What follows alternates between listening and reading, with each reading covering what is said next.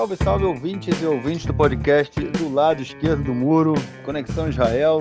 Estamos de volta, mais uma semana. Eu, Marcos Gorenstein e João Miragaia. Fala, João. Fala, Marquinhos, beleza? Tudo bem, tranquilo. João Mobile hoje de novo, no carro, mas sem estar dirigindo. Mas é isso aí. A gente gravando na sexta-feira, 10 para as 9 da manhã aqui em Israel, nesse momento. Trazendo aí as principais notícias fresquinhas dessa última semana. Vamos então passar para o nosso próximo bloco para deixar de enrolação. Bom, gente, o Corona não só voltou ao país, como ele voltou a ser o nosso primeiro bloco do podcast. Eu não acredito nisso, João. O Corona voltou para o nosso primeiro bloco, cara. Mas é o que a gente tem. A gente comentou nas últimas semanas que a tal da variante Delta começou aí em hebraico a gente fala leistolê, né? Que é tipo ficar enlouquecer, vamos dizer assim, né? Bagunçar, né? Na sociedade, o país aqui. O número de casos vem subindo muito. A gente chegou aí a vários dias dessa semana com mais de 500, 600 casos, novos casos por dia, subindo o número de doentes em estado crítico, né, grave, também subindo, porém pouco. O número de pessoas morrendo também subindo, porém pouco. Mas, enfim, a gente tem aí um quadro que a gente não tinha até 3 semanas atrás. E novas medidas, né, começam a ser tomadas aí para tentar segurar essa variante. Uma delas é a obrigatoriedade de todo mundo que volta do exterior de ficar em isolamento, né, durante pelo menos 10 dias ou até receber o resultado como é que chama? Do exame, né, para ver se está negativo. Então depois o cara pode sair do isolamento. E também há um perigo muito grande, não um perigo, né, mas o receio muito grande que depois aí das festas de setembro, né, a gente tenha um novo pico, mais um aumento muito grande aí do número de doentes, porque afinal de contas é um mês inteiro de festa, né, começando bem no início de setembro a gente tem Rosh Hashanah, depois tem Yom Kippur, depois emenda em Sukkot, que são festas onde, obviamente, todo mundo se encontra, amigos, família, e há a possibilidade da gente ter um maior número aí de contágio. João, preocupa, mas, porém, eu acho que é possível dizer também que a vacina da Pfizer ela tem uma eficácia bem razoável, né, em relação a essa variante Delta. Pois ela tem uma eficácia, mas que ela ainda é duvidosa, né? Porque, enfim, o Ministério da Saúde, no início da semana, ele lançou um relatório dizendo que a vacina da Pfizer, pelo que se vê, agora a eficiência dela em Israel caiu para 64% para contaminação e 95% para o desenvolvimento de sintomas em estado grave. Ou seja, uma vacina que tinha um percentual de 95% para contaminação caiu e 99% para desenvolvimento de sintomas em estado grave caiu para 64% agora e 95% respectivamente. Ainda não se sabe se isso é por causa da variante Delta, que provavelmente já é a variante que tomou conta de Israel, a gente ainda não tem esses números, mas é razoável supor isso, ou se é porque os anticorpos que ela produz no nosso corpo, eles, com o passar do tempo, eles vão diminuindo e faz-se necessário tomar uma terceira dose da vacina, que é o que o Ministério da Saúde agora está investigando. Enfim, a gente está vendo um aumento muito grande dos casos. O Ministério da Saúde disse que essa semana a gente ia ver esses números chegarem provavelmente a 600 casos por dia. Ontem a gente teve 630. Eles disseram que na semana que vem ele ia chegar a mais de 1.000, né? E eles acertaram a primeira, eu acho que eles vão acertar a segunda também. Ontem a gente teve, depois de 2 semanas, 2 pessoas mortas por corona em Israel. Um deles foi um homem de 48 anos não vacinado, e o outro foi uma pessoa que já tinha tomado as 2 doses da vacina, né? Não sei se tinha já comorbidade, se tinha histórico enfim, se era população de risco, mas começa a preocupar um pouco. O número de doentes graves saltou de 25, que era 2 semanas, para 48 essa semana. Enfim, então preocupa um pouco a situação realmente. A gente pode chegar a ter 1.000 casos por dia, 4.000. A gente chegou a ter em Israel, acho que 10 ou 12 mil casos por dia, que é um absurdo para o tamanho do país. 1.000 já é bastante, 600 na verdade, e o país fechou por menos que isso em março do ano passado. Enfim, é uma situação que realmente ela preocupa. O governo está muito estático nessa situação. Ontem o ministro da Saúde, o Nitzan Horowitz, deu uma declaração, né, ele deu uma entrevista no programa de rádio, na Rádio do Exército, disse que por agora a situação a gente não precisa se desesperar, porque as pessoas estão vacinadas, e que a gente tem outras preocupações, como, por exemplo, a situação da economia, e que se a gente tivesse ano passado sem vacina, com o real perigo dos hospitais superlotarem, com certeza já tinham tomado uma decisão, mas agora que tem as vacinas, a gente não precisa se preocupar, pelo menos não a esse ponto, a gente pode esperar, pode ver e pode preparar os planos de emergência caso a gente tenha que vir a usá-los, né? Enfim, eu achei uma resposta muito pouco satisfatória do ministro da Saúde, achei uma resposta muito, muito, muito ruim. Você está vendo que as coisas estão acontecendo e você tomou uma decisão há mó tempão e pronto, né? E não tem decisões novas praticamente nenhuma. Já não adianta mais controlar só o aeroporto, as pessoas a variante já está se espalhando pelo país. Você precisa tomar uma decisão interna para evitar o contágio. Não é o foco de contaminação, não é quem vem de fora, mas está aqui dentro já, né? E para mim é uma resposta muito insatisfatória. Eles estão apostando que, enfim, que o número de doentes graves vai ser pequeno, que o número de mortos vai ser pequeno. Mas, enfim, agora vai acabar as vacinas no fim de julho. Israel está tentando adiantar uma remessa que tinha que chegar em setembro para que chegue em agosto. Está em negociações com a Pfizer. A Pfizer não está muito afim de liberar essas vacinas antes. Tem países mais necessitados que Israel para receber essa vacina. E a remessa de Israel tem que chegar em setembro, né? Não em agosto. E a gente pode ficar o mês de agosto sem ter vacinas para vacinar crianças e adolescentes entre 12 e 15 anos. Porque a gente tem um estoque de Moderna para adultos que não se vacinaram, que querem se vacinar, mas a Moderna você não pode usar Moderna para vacinar adolescentes entre 12 e 15 anos. Então, enfim, a gente pode ficar numa situação que a gente vai provavelmente ficar numa situação que a gente não vai ter vacinas para vacinar as crianças, porque vai acabar o estoque e o Ministério da Saúde, e aí a responsabilidade tem que ser dividida com o governo anterior também, não incentivou a vacinação de adolescentes a tempo. E pior do que ficar sem vacina para vacinar as crianças é a gente morrer com centenas de milhares de vacinas passando da validade, né?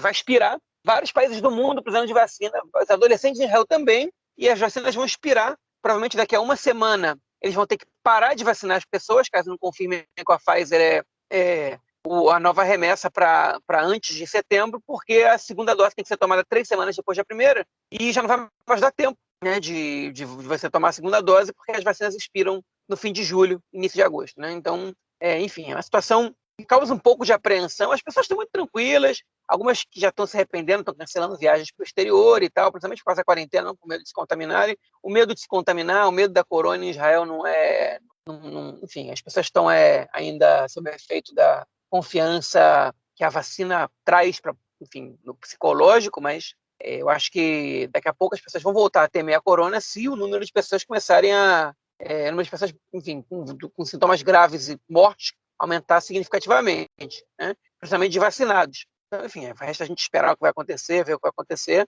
e torcer para a eficácia da Pfizer ser comprovada. Agora, uma notícia que me deixa um pouco menos preocupado é que o Reino Unido fez o mesmo um levantamento muito parecido com o que fez Israel, e eles viram que a eficácia da Pfizer lá também caiu, mas caiu, se não me engano, para 88%, não para 64%, que nem a de Israel. Então, parte dos cientistas israelenses eles estão céticos em relação a 64%, estão dizendo que os levantamentos eles trabalharam com uma quantidade pequena de pessoas e que provavelmente o resultado deve estar no meio termo entre 64 e 88. O que já deixa a gente bastante mais tranquilo, né? Porque, enfim, grande parte das vacinas que estão sendo aplicadas no mundo inteiro, elas têm essa faixa dos 60%, 70%, né? Então, se não é 95%, não é motivo para a gente ficar preocupado, as vacinas são assim, é por isso que é importante vacinar todo mundo o mais rápido possível. Enfim. É isso, vamos torcer então para que essas novas doses cheguem logo e que a gente possa continuar essa campanha. Mas eu acho também que a população tem que se conscientizar e realmente o pessoal. Foi feito um chamado, né, para que as pessoas não viajem para o exterior, a não ser em caso de necessidade, que agora é o verão, todo mundo está querendo sair, curtir férias e tudo mais. Mas, né, enfim, eu acho que não é o momento de sair, as pessoas têm. Até porque as pessoas voltam e não querem ficar em quarentena, né? Elas querem já voltar e sair. Esse foi o motivo pelo qual a gente tem essa nova onda aí aqui em Israel, né? Que muita gente, aqui na cidade onde eu moro, as pessoas voltaram de Dubai, não ficaram em quarentena, o pai mandou a filha no dia seguinte para o colégio, a filha infectou metade da turma dela, e aí a gente começou a nova onda, e a cidade, por sinal, essa semana foi, como chama, qualificada aí como cidade vermelha, por conta dos altos índices aí de infectados. Então, as pessoas não se conscientizam, né? É uma coisa bem cultural aqui também, cada um faz o que quer, aquela coisa, beleza, não quero, não sei o quê. Se bem que eu ouvi no rádio essa semana também que vai ter o maior controle aí do Ministério do Interior, da polícia, né, para checar quem está de quarentena ou não, mas vai ser um tanto quanto difícil manter toda a população que chegar do exterior, fazer com que eles fiquem em quarentena por 10 dias, pelo menos. Mas vamos ver. É o momento de parar antes que fique mais sério do que está até agora. Bom, vamos então para o nosso segundo bloco para a gente falar da política israelense essa semana.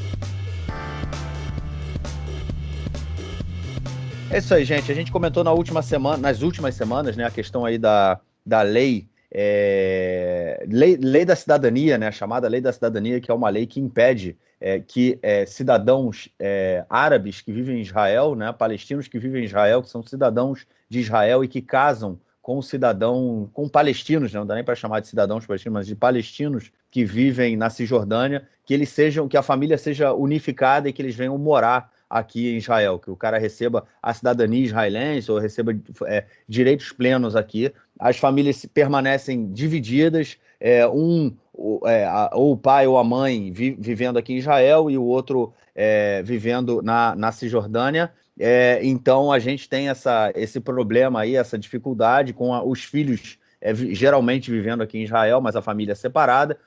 A lei ela precisa ser aprovada anualmente. Ela expirou na última quarta-feira, 2 dias atrás. O governo precisou fazer a votação dela, né, a renovar o prazo da lei. A gente comentou que tinha setores dentro da coalizão que não iam aprovar a lei, não são a favor dessa lei, né? Então, o setor à direita da coalizão, ou seja, a imensa maioria da coalizão, tentou empurrar isso para o colo da situação, falando, vocês são sionistas de direita, então vocês também têm que aprovar essa lei, e essa lei fere a segurança do país e tudo mais. Teve a votação, a lei era para ter sido votada na semana passada, não foi votada, foi votada somente essa semana, e o governo perdeu a votação. O resultado foi 59 a favor da lei, 59 contra a lei, 2 abstenções dos deputados do partido RAM. Junto a essa lei, né, a oposição anexou um pedido de caso essa lei não caísse, quer dizer, a votação dessa lei foi anexada a uma outra lei, que era a lei de desconfiança no governo, não confiança no governo, ou seja, se o governo perdesse a aprovação da lei por 61 votos, né, no caso, 61 parlamentares tivessem votado contra a lei, o governo cairia. Ou seja, foi a primeira tentativa aí clara da oposição de já derrubar o governo numa lei extremamente importante, né, que eles chamam aí para a direita sionista, e o que aconteceu foi, conforme eu falei, a lei não foi aprovada, mas foi por conta de um empate, né, então não houve a renovação da lei, a lei caiu, e o interessante também é que a gente teve partidos como o Meretz e o Avodá que chegaram aí a um acordo com a Ayelet Shaked, né, com o partido Yamina, e fizeram algumas mudanças aí na lei e acabaram votando a favor da lei. Coisas isso que eles nunca tinham feito anteriormente. A gente viu aí uma mudança nessa perspectiva em função das mudanças que foram feitas com a Ayelet Shaked. João, a lei caiu, mas deixou um rastro meio destruidor aí, né? Tanto para a direita sionista quanto para a esquerda sionista, né, cara? Na verdade, eu quero organizar, vou te fazer só uma correçãozinha, Marquinhos. Quem no final das contas acoplou o voto de desconfiança à lei foi o governo, não foi a oposição. Okay? Por que aconteceu? Quem escuta o nosso podcast está estando de falar dessa lei já tem 2 semanas, e ela expirou essa terça-feira, e na segunda-feira ela varou a madrugada, agora não por causa de uma armadilha da oposição, e sim porque realmente a discussão ficou acalorada, e ela foi até quase 6 da manhã. Eu acordei na terça-feira, mais ou menos às 6h20 da manhã, às 6h15 tinha a atualização do Haaretz no meu telefone. Ninguém tinha comentado isso no Twitter ainda, porque, enfim, tá todo mundo dormindo quando isso aconteceu, com exceção dos jornalistas que estavam cobrindo o caso, né? A Ayelet Shaked, enfim, ela para conseguir convencer os deputados árabes do Meretz do Partido Trabalhista, porque os deputados judeus eles já aceitavam a possibilidade de votar a favor da lei pelo bem da coalizão, né? Então, para conseguir convencer os deputados árabes do Meretz do Partido Trabalhista e o RAM ela fez umas mudanças no projeto de lei. Ela transformou a lei em lei de 6 meses e aceitou dar direitos de residência permanente, na verdade, permanente é a maneira de dizer, mas uma residência estável, digamos assim, retroativa para os palestinos e palestinas que já são casados, né, com árabes cidadãos de Israel. Né?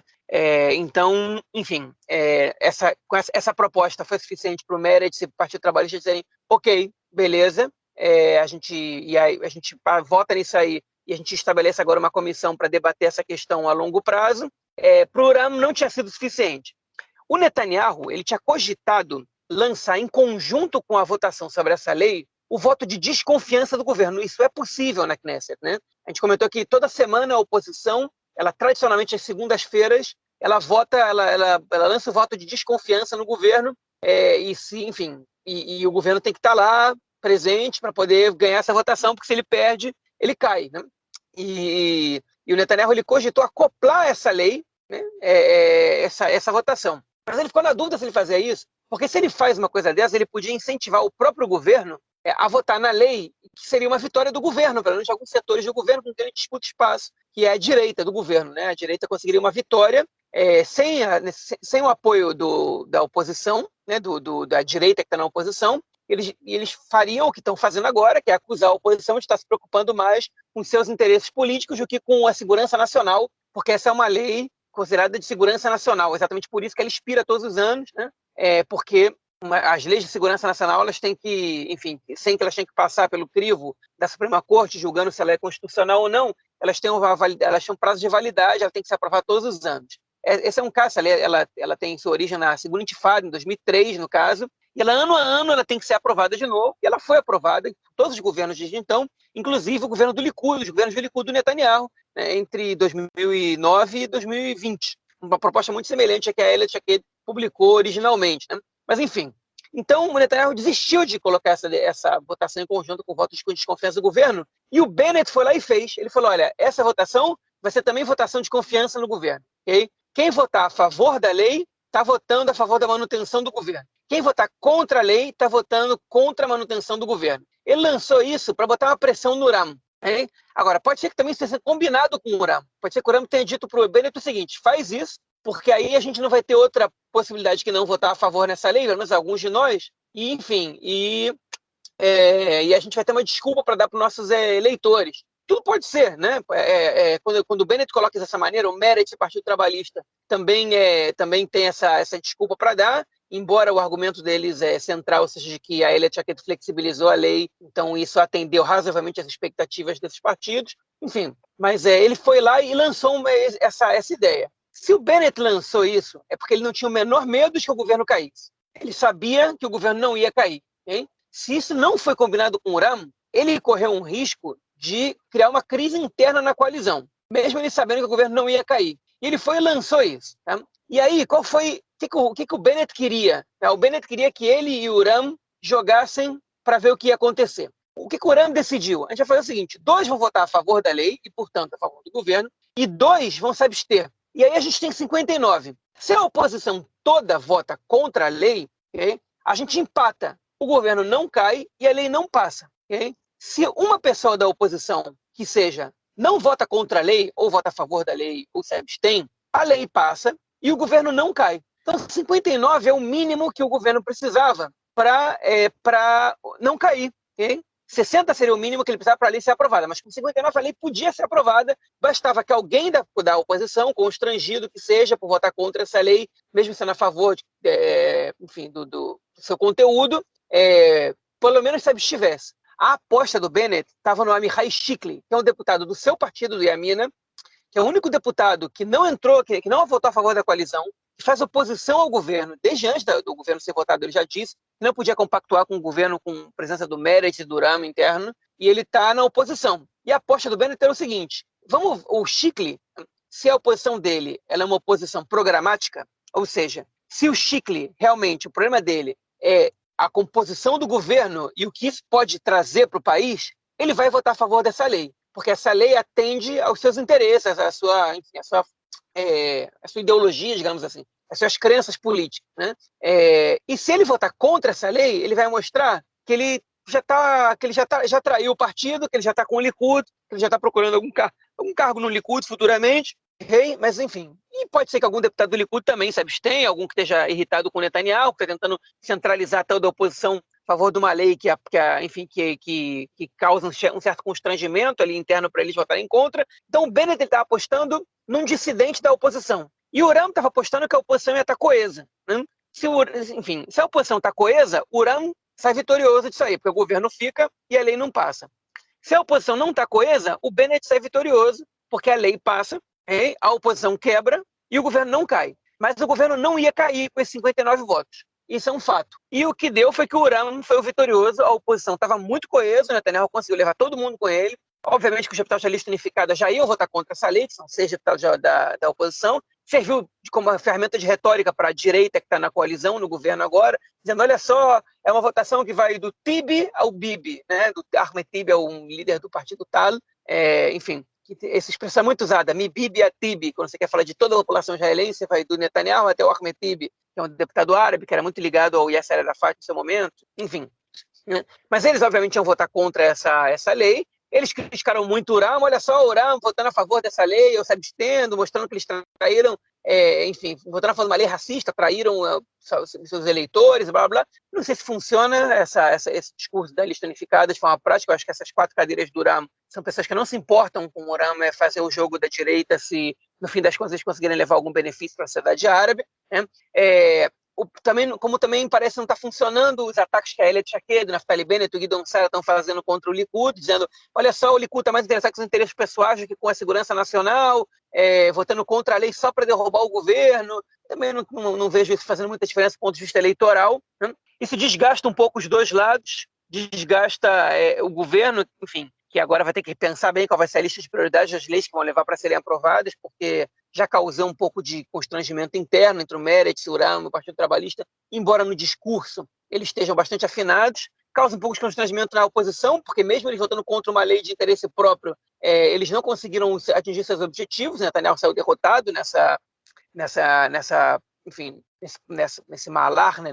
Como se chama isso em hebraico? Nessa jogada. Saiu derrotado nessa jogada política que ele tentou. Né? A coalizão, enfim, se a oposição se mostrou coesa, a coalizão também, e a coalizão tem mais gente que a oposição, então, no fim das contas, a coalizão ela consegue, deixar de lado suas diferenças e até trair suas convicções pela continuidade do governo. Né? Eu achei que a coalizão saiu muito fortalecida dessa votação, mas eles agora vão ter que começar a projetar melhor seus passos, porque se eles continuarem levando a votação, nesse caso não sei se eles tinham muita escolha, porque a lei estava expirando, mas se eles continuarem levando a votações na Knesset, projetos que dividem tanto a coalizão, vai chegar uma hora que essa crise vai explodir. Enfim, e para terminar minha fala, quais são as consequências dessa lei não ser aprovada? Agora todas essas famílias palestinas vão poder dar entrada em Israel na justiça pelo direito à residência. Enfim, os números eles estão distorcidos por aí, alguns falam em milhares, outros falam em 1.600 no máximo.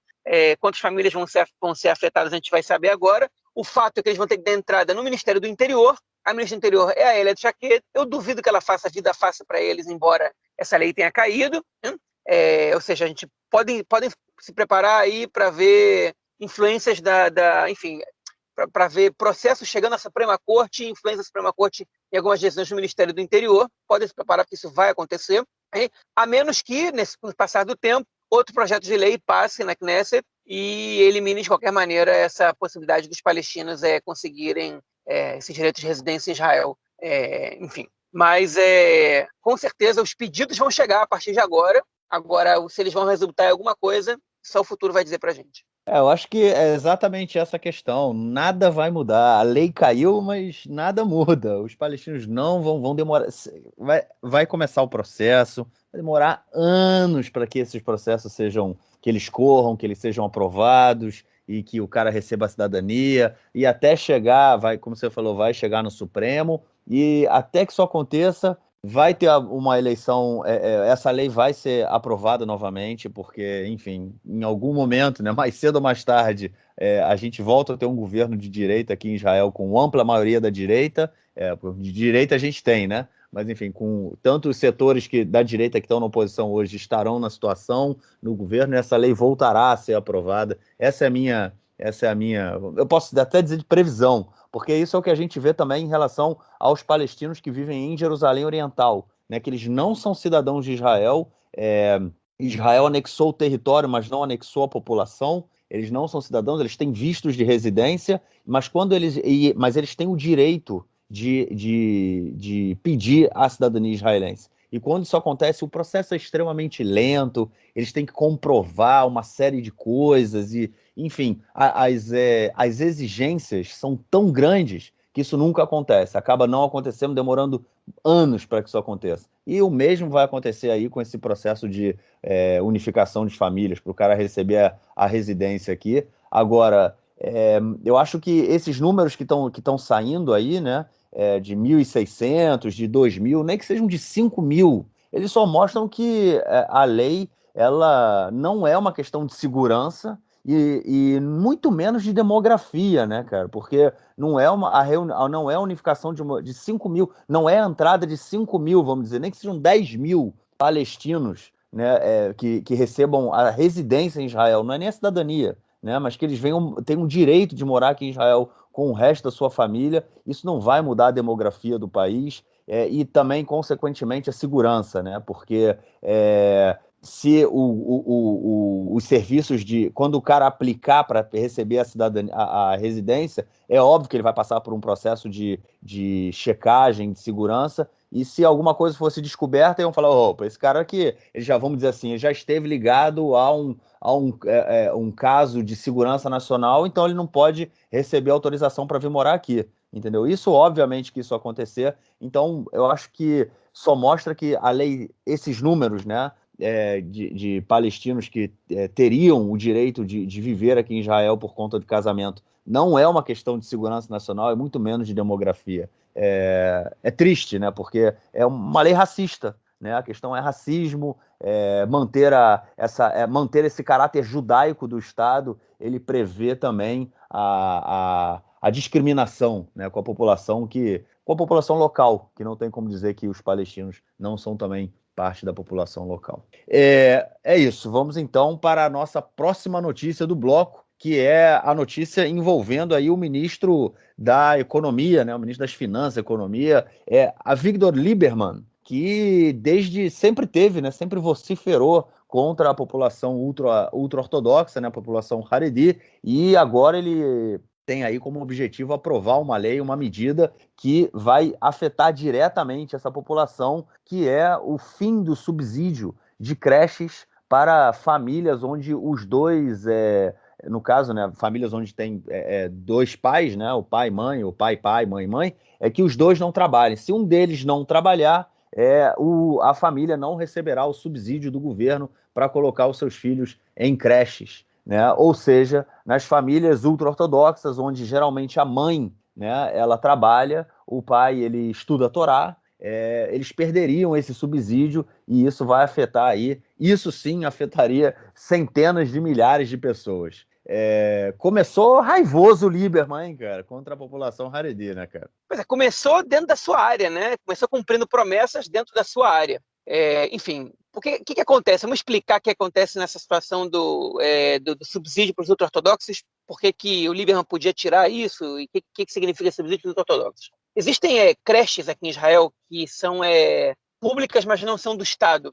E você pode pedir desconto, né, nessas creches. Você pode ser subsidiado pelo próprio Estado nessas creches. Enfim, até os 3 anos, a educação em Israel ela não é pública, ela não é gratuita, e a grande maioria dela não é pública, e sai muito caro uma creche em Israel, sai papo de, como mínimo, nos lugares mais baratos do país, $600 por mês, né? Quando não 1.000, né, que é o normal, talvez até mais de 1.000 em alguns lugares, talvez não, com certeza mais de 1.000 em alguns lugares. A creche é muito cara e você, enfim, acaba gastando muito dinheiro nessa fase da pré-escola com os seus filhos, né? E existe uma medida do Ministério das Finanças, uma política, de certa maneira, antiga, que ele subsidia o valor das creches públicas do país, que não são do Estado, que pertencem a ONGs, parcialmente, né, para famílias que apresentam uma renda que é insatisfatória, que é menor do que a que eles precisam para, enfim, para pagar essa creche e não terem sua vida afetada de maneira crucial, assim, conseguem botar comida na mesa, né?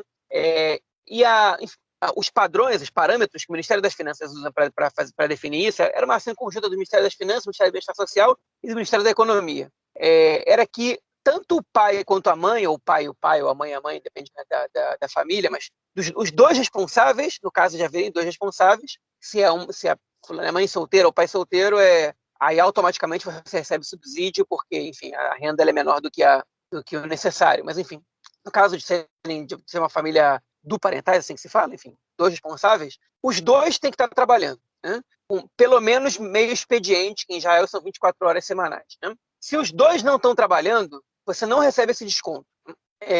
E existia uma exceção à regra, duas exceções, na verdade, que é se um dos dois está estudando, né, fazendo um estudo universitário que ocupa um espaço de horas de pelo menos 20 horas semanais, que aí pode dificultar, né, que a pessoa trabalhe, ou que um dos dois seja, na verdade, o pai, estudante de uma yeshiva, que é uma academia rabínica. Se o pai estuda numa academia rabínica e a mãe trabalha meio expediente, e no caso uma família haredi tem que ser pai e mãe, porque não existe casamento entre pessoas do mesmo sexo na sociedade ultra-ortodoxa, se o pai ele é estudante de yeshiva e a mãe trabalha 24 horas semanais, eles recebiam o desconto, que em geral é o desconto máximo, porque o pai não tem renda nenhuma, né? Então a mãe sozinha teria que bancar a casa e o desconto ele chegaria perto do desconto máximo, que não é total, não é integral, mas enfim, ele é bastante significativo. E o Lieberman, a primeira coisa que ele fez foi cancelar de cara, não foi nem um processo gradual, esse benefício que essas famílias recebem. Atualmente em Israel, 81 mil pessoas recebem esse benefício do Ministério das Finanças. Existem outros ministérios que ajudam outras pessoas mais, mas o Ministério das Finanças cancelando provavelmente vai ser um castelo de cartas caindo aí, vai afetar o resto da população também que é ajudado por outros ministérios. Mas atualmente essa adesão do Lieberman são afetados, recebem esse benefício cerca de 81 mil pessoas, dos quais 22 mil são estudantes de yeshivot. Então 22 mil crianças, que são, na verdade, 19 famílias, que têm gêmeos ou que têm filhos de idade muito próxima, então 19 mil famílias deixariam de receber, já em setembro agora, no novo ano letivo, esse subsídio e teriam que pagar as creches de maneira integral, né?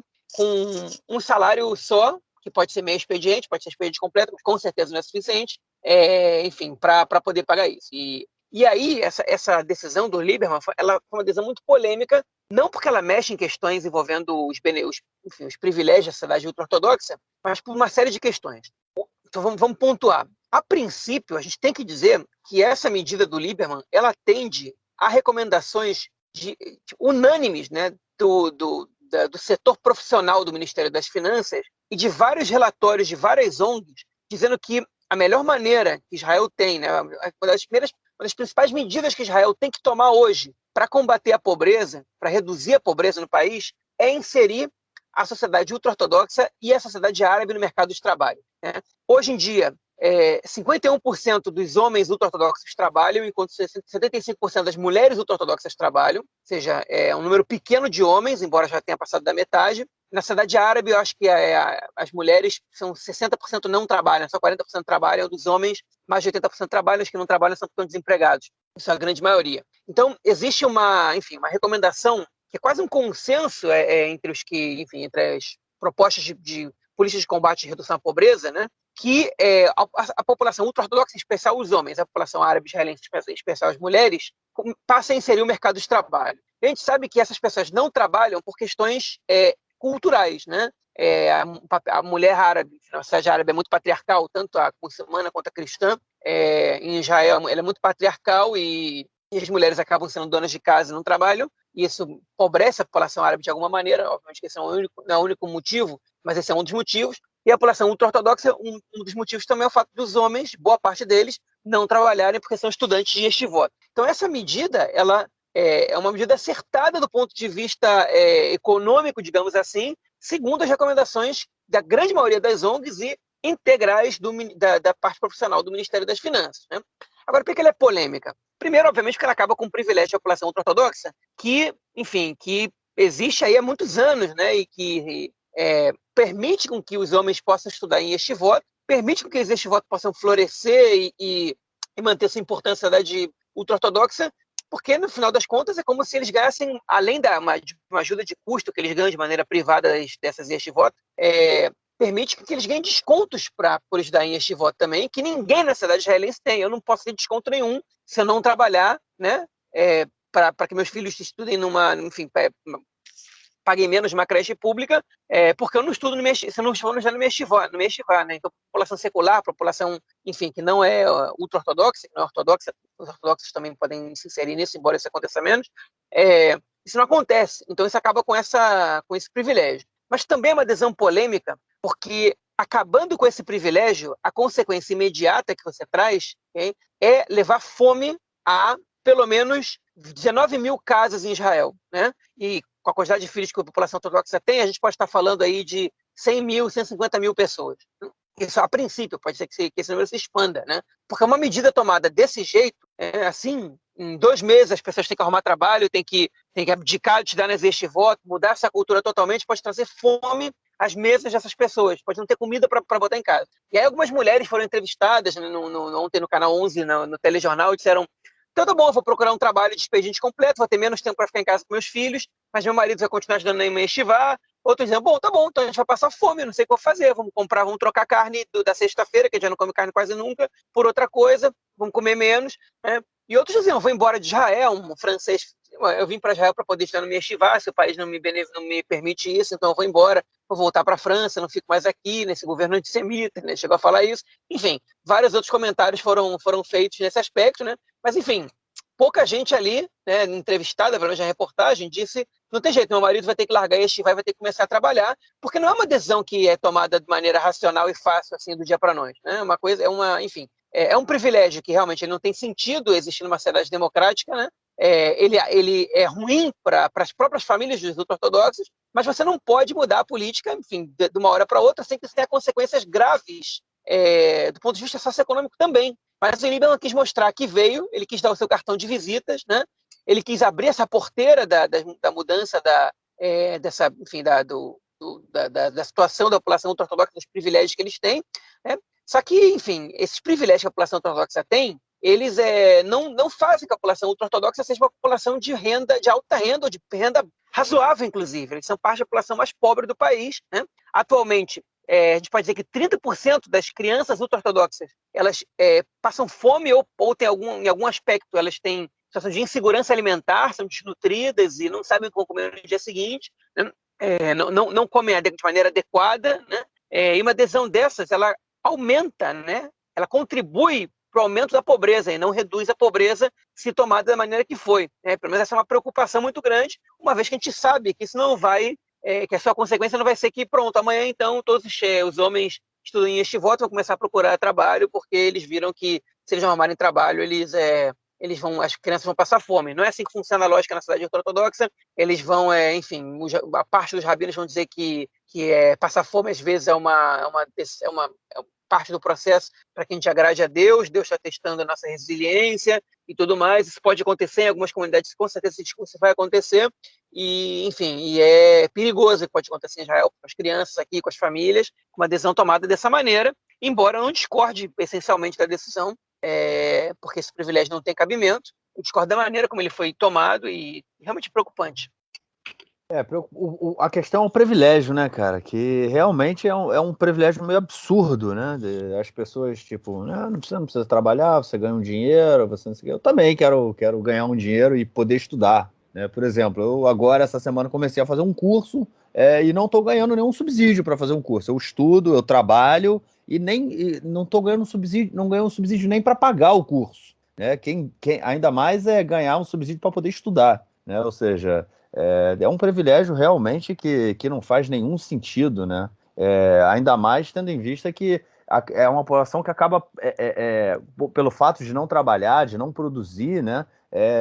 Eles só acabam sugando, né, essa questão, esse dinheiro da sociedade. A gente trabalha para sustentar esse privilégio que eles têm e eles veem isso como, tipo, essa questão que foge ao racional, né? Eles veem isso como correto, tipo, trabalha aí mesmo para me sustentar, cara.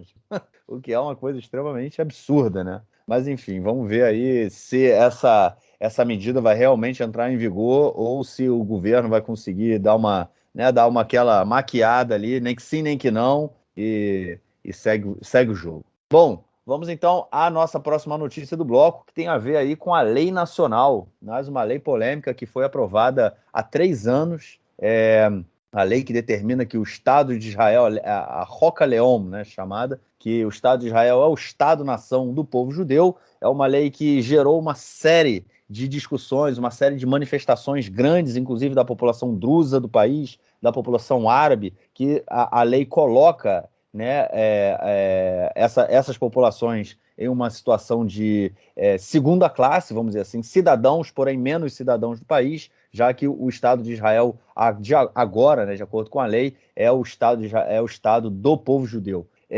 A lei sofreu aí uma série como é que chama?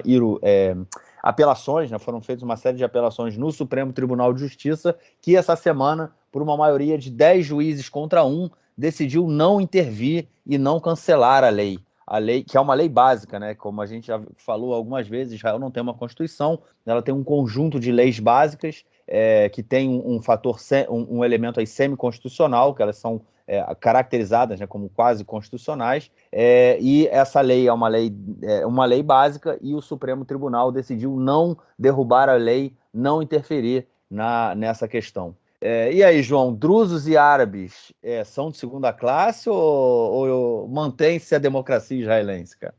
Olha, não, eu não acho que eles são cidadãos de segunda classe, porque efetivamente a lei ela não, enfim, não retira de população não judaica. Essa lei, de maneira prática, ela não transforma nenhum cidadão em cidadão de segunda classe, mas ela é uma mensagem, né? E do ponto de vista simbólico, eu acho que ela enfim, que ela é muito importante. Ela está dizendo o seguinte: esse aqui é o Estado do povo judeu. E se você não é judeu, ok? Esse Estado ele é menos teu do que meu. Né? Enfim, ela pode no futuro Então, precedente para alguma segunda coisa, classe, pode né, não cara? ser. A gente tem inúmeras Se discussões esse com estado, mesmo que a lei não retire, se esse estado é mais de um e menos de outros, né, você diminui um pouco o status de quem é menos, né? mas do ponto eu acho. Eu acho que isso não afeta do ponto de vista prático, mas certamente, enfim, ela manda uma mensagem, né? Quer dizer que, olha só, é nosso. E é uma lei que, embora com a sua essência ela reafirme o que o Estado, enfim, já ela é uma lei que ela é desnecessária, porque, enfim, você não tem uma lei no Brasil que diga esse é o Estado dos brasileiros, né? Ou uma lei na França que diga esse é o Estado dos franceses, dos descendentes do não sei o que lá, enfim. Você não precisa de uma lei constitucional dizendo a quem pertence essa terra. Né? Até porque não vai ser lei nenhuma que vai garantir o caráter judaico ou enfim, a influência do judaísmo no Estado. O que faz isso, a gente já falou sobre isso aqui algumas vezes, é a maioria judaica. No dia que você não tiver maioria judaica, essa lei pode ser cancelada a qualquer momento, né? E qualquer outra lei pode ser cancelada. E se não puder, então o Estado não vai ser democrático. Então, enfim, essa lei, né, ela é a fantasia de que o Estado democrático pode decidir isso através de leis, e não é isso que vai definir. Enfim, o exemplo que o Yair Lapid, uma vez num texto, deu sobre Yom Kippur, é um exemplo muito, muito clássico, eu gosto muito dele, que ele fala que a gente não precisa de leis coercitivas nesse ponto para provar nada. Por exemplo, Yom Kippur em Israel, ninguém sai de carro. Né? Está escrito em algum lugar que é proibido sair de carro? Não está escrito em lugar nenhum, não tem nenhuma lei que proíbe você sair de carro. Mas todo mundo subentende que Yom Kippur é um dia importante, é o suficiente para que as pessoas que querem espiritualmente poder caminhar pelas ruas e poder refletir e fazer o seu jejum de maneira X, Y, Z, e aí possam não ser incomodadas por isso, e todo mundo compreende, para uma grande parte da população, a grande maioria compreende, e as pessoas não saem de carro, né? Então não precisa de lei para isso. O que faz com que isso aconteça em Israel e não aconteça em outro país do mundo é a maioria judaica. E essa lei é uma grande baboseira, né? Do meu ponto de vista, é uma lei que é uma provocação clara à população árabe israelense, né? Que acabou, por tabela, afetando os drusos, que são os árabes dos quais a direita gosta, né? E eles entraram numa sinuca de bico que até hoje nunca foi resolvida, e isso também mudou um pouco até o percentual de votação dos drusos nas últimas eleições, que começaram a ficar insatisfeitos com o Likud, com alguns outros partidos, mas enfim, é uma lei que é complicada, e ela pode abrir um precedente no futuro para que outras leis sejam criadas ou para algumas medidas sejam tomadas com base nessa ideia de que esse é o Estado dos judeus. Ainda não aconteceu, nosso amigo Marcelão Treisman acha que isso nunca vai acontecer, já tem até jurisprudência quando um escrivão tomou uma decisão e aí a justiça foi lá e negou, né? Mas, enfim, ela está aí. Agora, a Suprema Corte deu respaldo, disse que ela não fere a democracia. Eu discordo, eu acho que essa é uma lei que ela é problemática do ponto de vista democrático, pelo menos do ponto de vista simbólico, né? Para quem quer um Estado democrático, é uma lei que afirme que esse é o Estado judeu e que não apareça a palavra democrática nem a palavra igualdade no meio da lei. Ela é uma lei que ela abre muitos precedentes, que é uma lei problemática para o caráter democrático do Estado, mas 10 dos 11 juízes da Suprema Corte não concordam comigo. Né? Eu desconfio que eles não tenham cancelado essa lei por medo também das repercussões que isso ia ter, principalmente para a direita, já que eles estão sendo alvo de ataques o tempo todo, mas eu não posso provar, então eu só lanço essa hipótese aí, desconfio, e talvez alguém um dia prove, talvez não, é uma coisa difícil de comprovar, mas eu acho que a pressão popular ela influenciou sim, em adesão pelo menos de parte desses juízes. Mas enfim, já aproveito, quem quiser saber um pouco mais sobre como funciona a questão das leis básicas em Israel, volta aí no nosso episódio número 88, é um episódio curtinho, de meia hora, 33 minutos, que a gente fez com o Marcelo, sobre as leis básicas, como isso funciona, eu acho que vai ajudar a entender. Bom, vamos então para a última notícia do bloco, que é a notícia onde a gente celebra aí, né, a entrada do novo presidente de Israel, Yitzhak Herzog, que foi eleito há pouco menos de um mês pelo parlamento, assumiu essa semana, há 2 dias atrás, como o presidente de Israel, seguindo aí os passos do seu avô, né? Foi o avô dele, né? Pai dele. O avô foi o primeiro rabino-chefe. Exatamente. Seguindo os passos do seu pai, também presidente de Israel. E o que me chamou mais atenção nisso tudo, João, foi que o Rivlin, né, quando ele fez o discurso de despedida dele no parlamento, ele foi aplaudido de pé por todo mundo. Foi uma coisa, eu acho que um gesto desse de, vamos dizer assim, de estadismo, eu não vi há muito tempo no parlamento israelense, que está a cada dia que passa mais sujo e mais baixo, né, cara? Mas pelo menos, pelo visto, aí o Rivlin mereceu. Ele virou meio que o vovozão do país, né, cara? Pois é, agora eu acho que o que o Rivlin fez não adiantou nada, porque ele tentou ser o presidente que unia todas as tribos do país e o país nunca teve tão dividido, né? Ele encontrou um inimigo ali, que é o Netanyahu, bastante poderoso, e que atrapalhou os planos dele de se apresentar como um cara estadista e neutro, e enfim. Ele não conseguiu, ele tentou muito e acho que ele foi aplaudido pelo seu trabalho incansável, essa tentativa aí de tentar unir o país de alguma maneira, mas ele, enfim, não adianta um chefe simbólico para unir o país, né?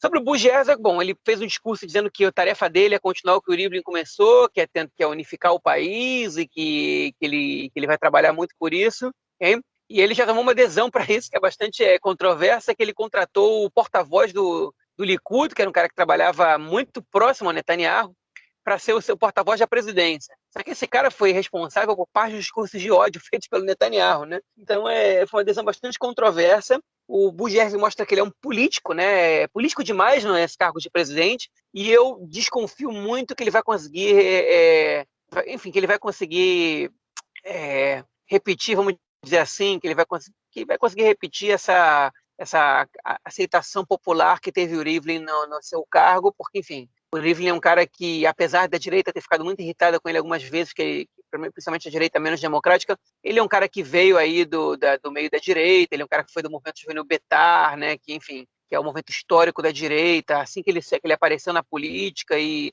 a direita tem um carinho por ele, apesar das discordâncias nos últimos tempos. O Bugers, ele não tem um carinho muito grande nem dentro da esquerda, ele é um político, ele não é um cara com grandes feitos, ele é um Shimon Peres, né? Ele é um cara que não teve ele tem uma carreira política consistente, mas não foi, enfim, foi líder da oposição, foi o seu ápice, mas ele nunca foi aclamado popularmente, ele não chegou nem no segundo turno nas eleições do Partido Trabalhista em 2018, né, quando o Avi Gabay ganhou as eleições, foi o Avi Gabay com o Shimon Peres, o Gerson foi fora até no segundo turno, enfim, eu desconfio que ele vai ter o sucesso que tiveram os 2 últimos presidentes, Shimon Peres e o Rivlin, mas também não vai ser o fracasso que foi o Moshe Katsav e o Ezer Weizmann.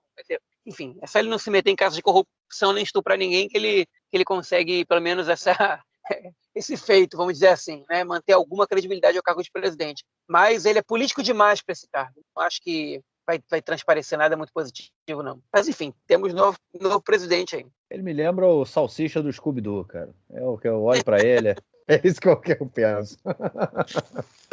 Bom, vamos então para o nosso próximo bloco para a gente falar de outras notícias aí que agitaram o cenário essa semana.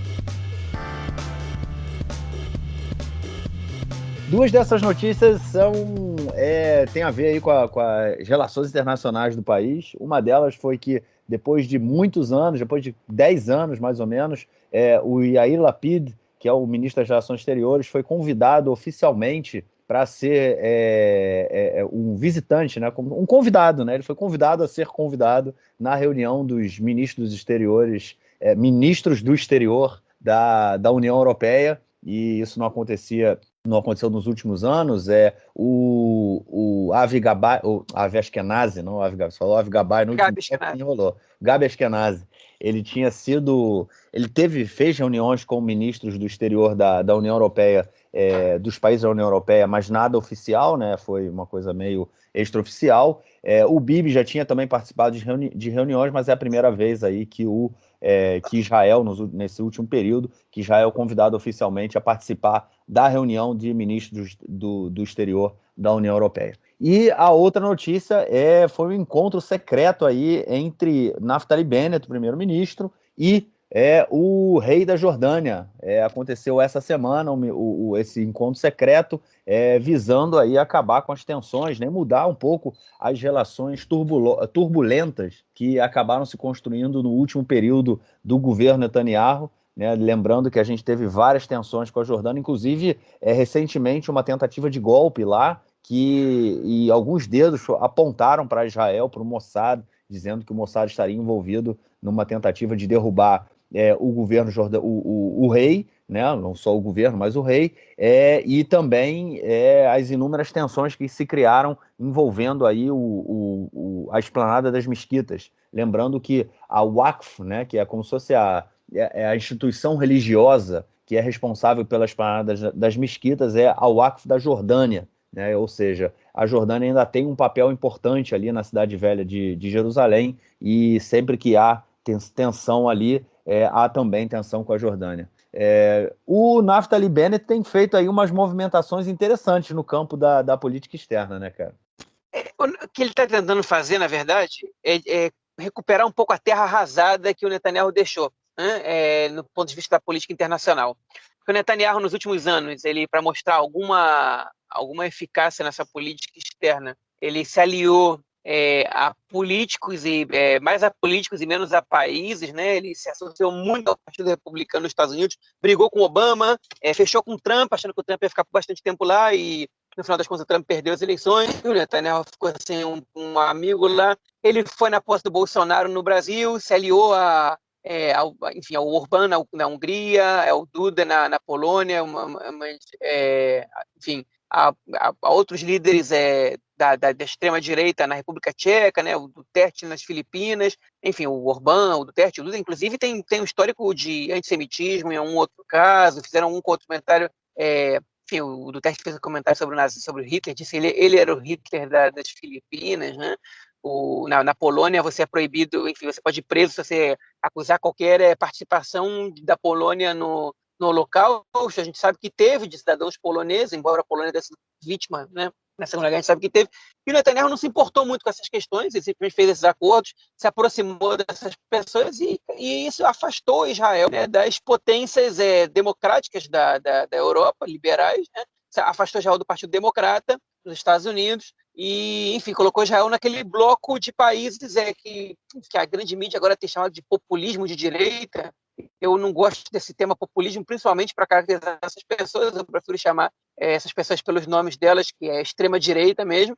O Netanyahu se aproximou dessa extrema-direita por conveniência, né, por um apoio a Israel, principalmente em relação ao conflito com os palestinos, e por aí vai. Enfim, e isso acabou afastando Israel dos outros países que são críticos à posição de Israel, da colonização, né, da ocupação, e coloca Israel num isolamento mundial, de determinada maneira. E o Bennett e o Lapid estão tentando quebrar com isso.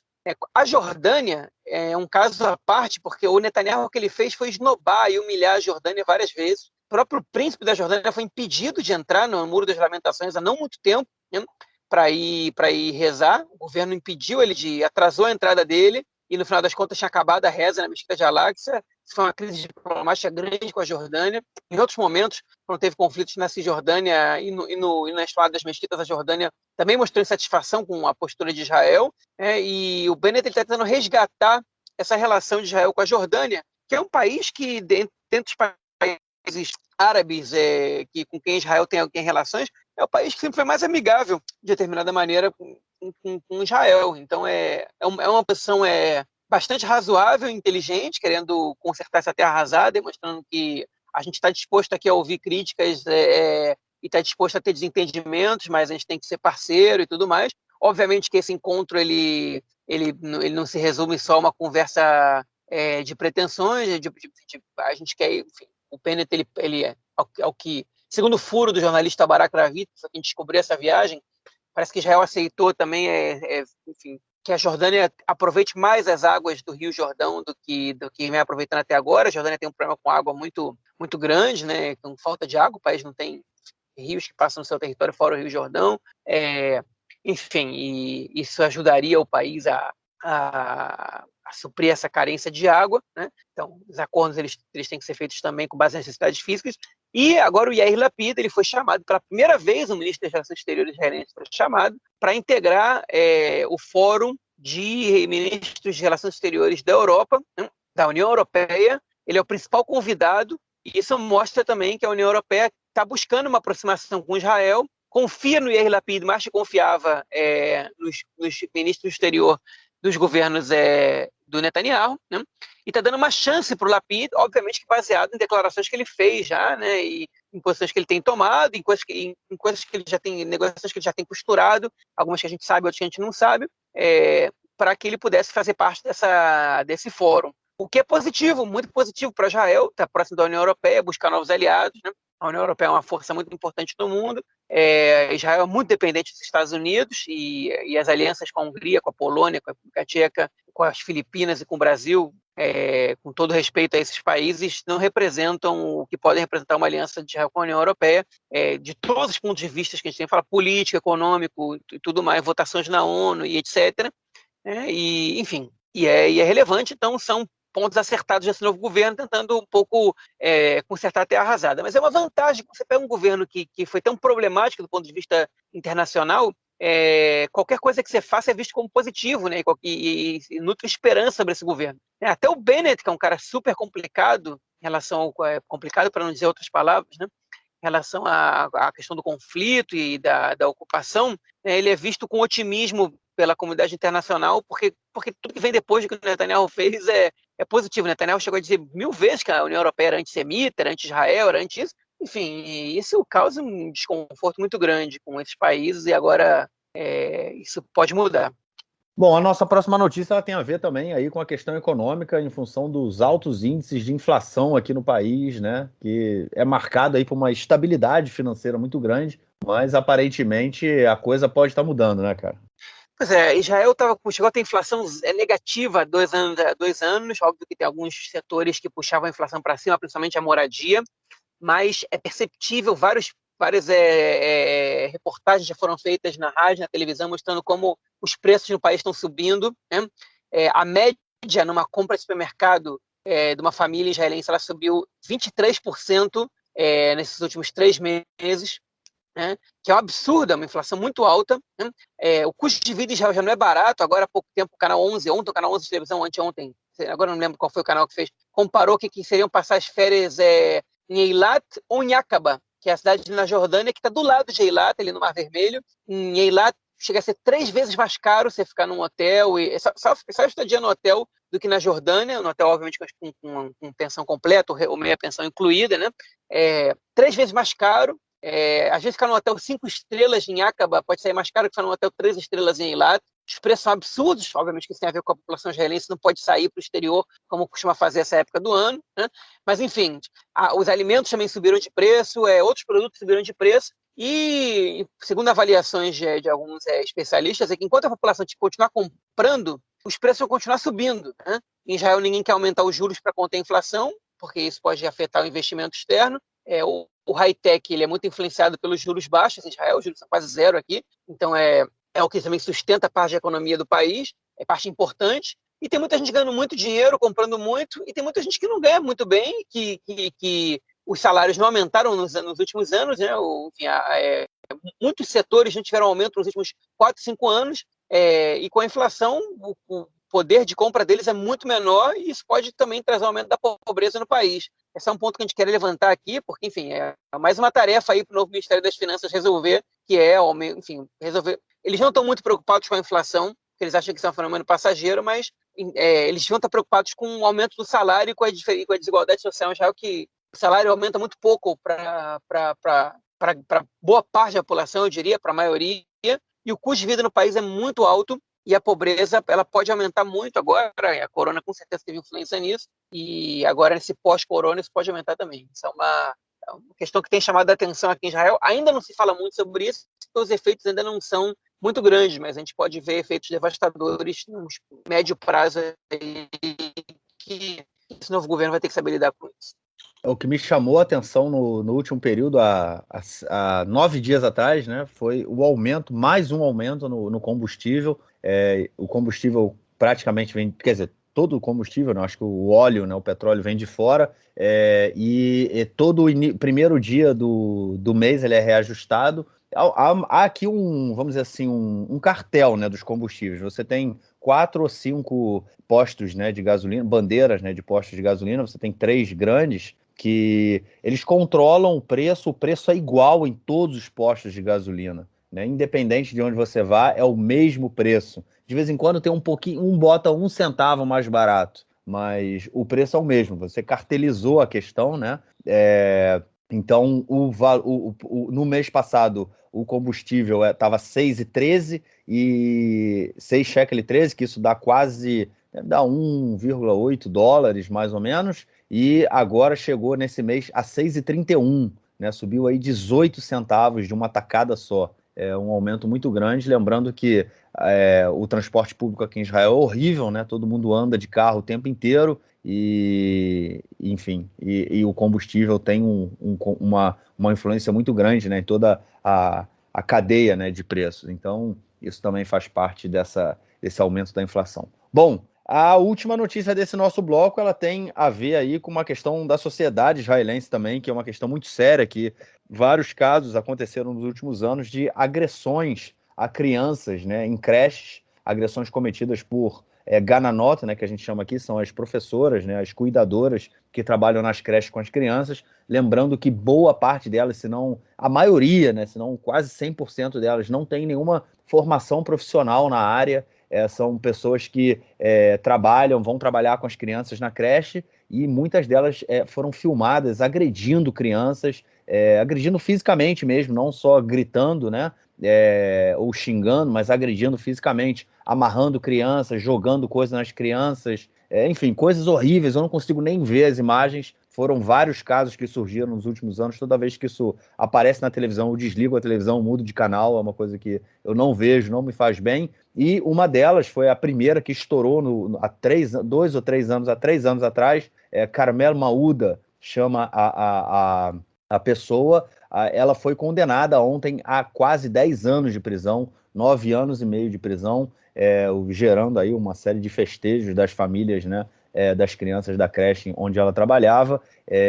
Mas, enfim, é a primeira vez, né, que é dado uma sentença tão grande num caso desse, o que pode gerar aí também, é uma mensagem também, né, dizendo, caso isso aconteça novamente, e há outros casos que também já estão sendo julgados, não vai ter vida mole, né, cara? Porque não dá para você agredir crianças aí e ficar impune, né? Pois o que me impressionou no caso foi, enfim, esse foi a pena mais longa dada, né? Uma agressão contra a criança, mas foi menos do que a procuradoria pediu, né? Mas as comemorações, né, no tribunal, as pessoas gritando e cantando, né? Tipo, outra abusadora na prisão, né? Outra, enfim, cantando música, parecia um estádio de futebol, né? E enfim, isso de uma maneira intimida, é uma coisa positiva, qualquer pessoa que tem que pensar 2 vezes antes de fazer isso, mas também virou uma questão de comoção nacional, óbvio, com criança tudo vira comoção nacional, mas virou uma questão de comoção nacional, né, E isso enfim, eu não tenho dúvida que o lugar dessas pessoas que tratam as crianças com violência, especial nesse caso, que é um caso super agressivo, essa pessoa tem que estar na prisão e ela, no próprio tribunal, ela não pediu desculpa para as famílias, o advogado de defesa, o advogado da promotoria falou, se essa oportunidade de se desculpar com as famílias, e ela não falou nada, mas o que a gente também tem que ficar de olho é que, enfim, também são as condições de trabalho das profissionais que são submetidas a muitas horas de trabalho com muitas crianças numa mesma sala de aula, com salários muito baixos também, e, enfim, e que às vezes são submetidas a uma situação que é realmente psicologicamente difícil se lidar com isso. Não estou justificando nada, não tem que ser justificado. Eu acho que a violência contra a criança é um crime terrível, hein? Mas o Estado devia olhar melhor isso e a principal saída para que esse tipo de coisa aconteça menos é que a educação ela seja pública desde o início, porque nas creches privadas é onde acontece a maioria dos casos de violência contra crianças, porque não tem fiscalização, porque não tem câmera e porque as condições de trabalho são piores, né? Porque o salário é menor, porque tudo isso influencia. Então, as pessoas são contratadas a livre escolha do empregador, né? Não é exigido dessas pessoas passagem pela polícia, isso, aquilo outro, enfim, que são exigências que o setor público tem. Então, o Estado ele tem que interferir mais para que isso esteja acontecendo. Não adianta botar na cadeia depois que a pessoa agride as crianças e achar que isso é que vai intimidar todos os próximos casos. Isso ajuda, né? É uma mostra de que, olha só, isso é o que acontece. Mas, enfim, se a pessoa perde o controle e faz alguma coisa ali, você tem que evitar que ela perca o controle, não depois mandar para a cadeia. Daqui a pouco não vai ter gente querendo estar nessa profissão enfim, por causa da maneira como os profissionais são tratados ali. Isso é um pouco da na verdade, tive uma boa experiência agora com meu filho esse ano na educação pública, né? Achei muito, muito bons profissionais, todas as professoras e assistentes que trabalharam com ele enfim, e acho que elas são heroínas de verdade, porque elas recebem 35 crianças para cuidar enfim, três, quatro no máximo de uma vez só. Difícil pra caramba um negócio desse, e elas conseguem dar conta de tudo, né? E eles ainda voltam felizes para casa. E eu, às vezes, perco a paciência com meus filhos e fico irritado e tudo mais, e eu acho que elas cuidando de 35 filhos dos outros, né? Sem poder gritar com eles, sem poder, enfim, né? Não gritar seja uma coisa positiva, mas, enfim, sem esse direito a poder perder a paciência enfim, fazer uma coisa dessas, que menos agressiva possível, elas conseguem dar conta do recado e elas deviam ser tratadas com mais, enfim, com mais carinho pelo Estado, porque realmente o trabalho delas é muito importante. O trabalho na pré-escola é muito importante e a gente tem que valorizar as que não, principalmente as que não, obviamente, as que não abusam das crianças e que não são violentas e evitar que a violência aconteça pelas maneiras mais corretas, né? Que não é mandando para a cadeia quem faz, e sim cuidando para que elas não façam. Eu só queria fazer um acréscimo, né? Não só as trabalhadoras, né? Vamos falar trabalhadoras, porque a imensa maioria são mulheres, né? Mas não só as trabalhadoras das creches, mas também os professores e professoras e professores de uma forma geral do ensino público aqui em Israel, que são extremamente maltratados pelo Estado, com baixos salários, com péssimas condições de trabalho, com turmas abarrotadas de alunos, né? O que dificulta a qualidade de ensino, né? A gente viu muito isso aí durante agora também esse ano do corona, em que a imensa maioria dos colégios passou, os que tinham condição, né? Passaram aí para o ensino remoto e os professores, e depois foi uma briga, porque o Ministério da Educação queria que, além do todo o período de ensino remoto que eles fizessem, os professores também trabalhassem durante as férias para repor aula, mas eles falaram, mas a gente trabalhou durante o período do corona, a gente não ficou em casa de férias. Enfim, todos os profissionais de educação, de uma forma geral, eles precisam ter um cuidado maior, né, do Estado, que eu acho que é uma coisa do mundo inteiro, né?